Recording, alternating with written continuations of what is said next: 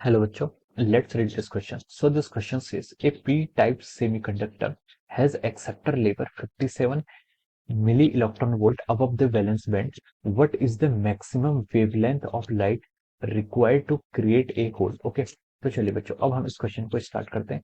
देखिए बच्चों इस क्वेश्चन का की कॉन्सेप्ट आप क्या लिख सकते हैं।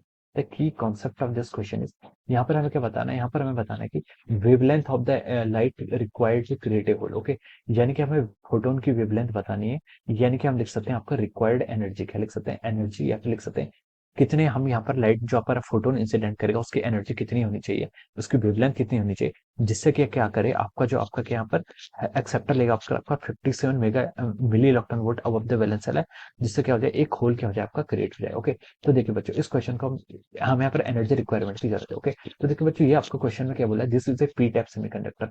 पी टाइप सेमीकंडक्टर में क्या होता है, देखिए बच्चों ये क्या आपका this is our conduction band, ये आपका क्या कंडक्शन बैंड है।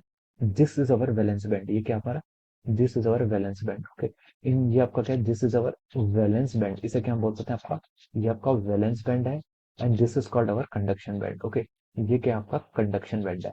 क्वेश्चन में देखिए क्या बोला उसने, क्वेश्चन में बोला कि उसने ए P type semiconductor has an acceptor level. Okay, यहाँ पर क्या आपकी एक्सेप्टर लेवल। ओके, तो देखिए बच्चों एक्सेप्टर लेवल क्या होती है, आपकी एक्सेप्टर लेवल आपकी लाई करता है just above the valence band, valence band के अबव लाई करता है। ओके, और ये आपको उसने डिस्टेंस दी हुई है। ये देखिए जो आपकी कंडक्शन बैंड होती है, ये जो ग्राफ होता है this is graph of energy, ये क्या होता है आपका एनर्जी का ग्राफ होता है। ओके, इलेक्ट्रॉन वोल्ट में आपकी एनर्जी का ग्राफ होता है। तो उसने बोला कि P type semiconductor has an acceptor level 57 milli electron volt above the valence band. Valence band यानी कि ये जो डिस्टेंस आपको, ये कितना दिया आपको 57 मिली इलेक्ट्रॉन वोल्ट का डिस्टेंस आपको क्वेश्चन में गिवन है।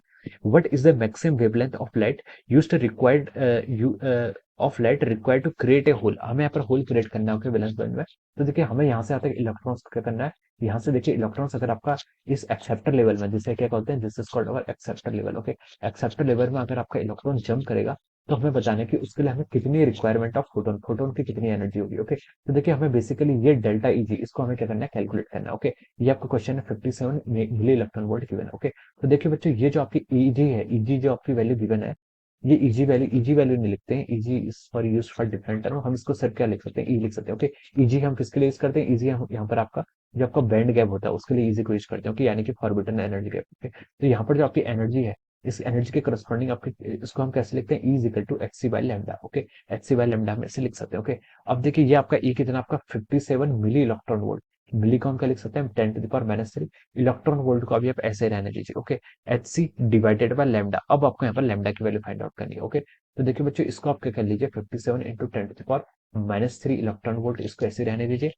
एच सी की वैल्यू कितनी होती है आपकी, एच सी की वैल्यू होती है आपकी 12 इलेक्ट्रॉन वोल्ट नैनोमीटर। ओके, 1240 कर लीजिए। Okay, 1240 electron volt nanometre. Okay, ये आपकी एच सी की वैल्यू होती है। ओके, तो देखिए बच्चों ये एच सी की वैल्यू आपको याद होनी चाहिए। ओके, ये एच सी की वैल्यू आपको डायरेक्ट क्या होनी चाहिए, याद होनी चाहिए। ये आपकी कैलकुलेशन को बहुत ज्यादा क्या कर देती है, शॉर्ट कर देती है। ओके, ये आपको देखिए मॉडर्न फिजिक्स में भी यूज होता है और आपका यहाँ पर इलेक्ट्रॉनिक्स में भी आपका इसका यूज होता है। ओके, एच सी देखिए आपका एच क्या आपका Planck's constant 6.63 into 10 to the power minus 34, C के आपका 3 इंटू 10 टू द पावर 8, उसको मल्टीप्लाई करेंगे divide by 1.6 into 10 to the power minus 19 करेंगे, क्योंकि उससे आपका क्या हो जाएगा, जूल से इलेक्ट्रॉन वोल्ट में कन्वर्ट हो जाएगा, तो आपकी ये वैल्यू आ जाएगी। ओके, आप इसको कैलकुलेट भी कर सकते हैं, बट ये आपको डायरेक्ट वैल्यू याद होनी चाहिए, इससे आपकी कैलकुलेशन क्या हो जाएगी, काफी शॉर्ट हो जाएगी। ओके, तो देखिए बच्चों यहाँ से आप इलेक्ट्रॉन वोल्ट से इलेक्ट्रॉन वोल्ट को कैंसिल कर लीजिए, वेवलेंथ कितनी हो जाएगी आपकी 1240, कितना हो जाएगा आपका 1240 डिवाइडेड बाय 57, 1240 डिवाइडेड बाय 57, इसकी वैल्यू आपकी कितनी आ रही है, देखिए 21.754 आ रही है। कितनी आ रही है आपकी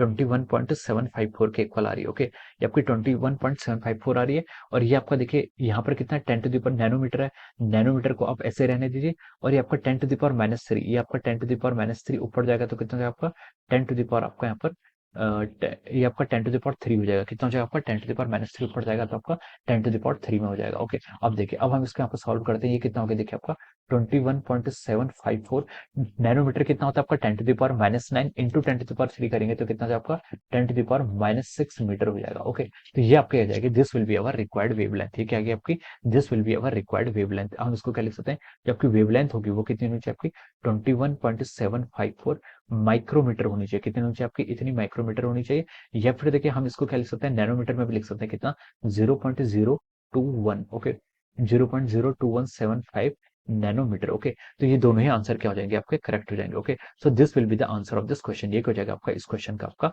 फाइनल आंसर हो जाएगा।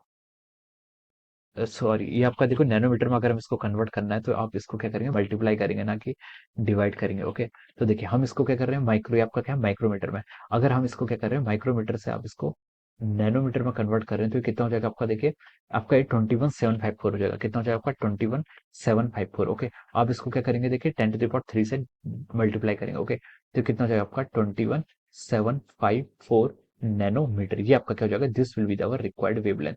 इतनी वेवलेंथ हमें यहाँ पर रिक्वायर्ड होगी। Okay, this will be the answer. ये क्या हो जाएगा आपका फाइनल आंसर हो जाएगा। Okay, we can say this will be the answer of this question. हमसे क्वेश्चन ने पूछा था what is the maximum wavelength, so this wavelength will be required 21754 nanometre wavelength will be required. Okay, so this will be the answer of this question.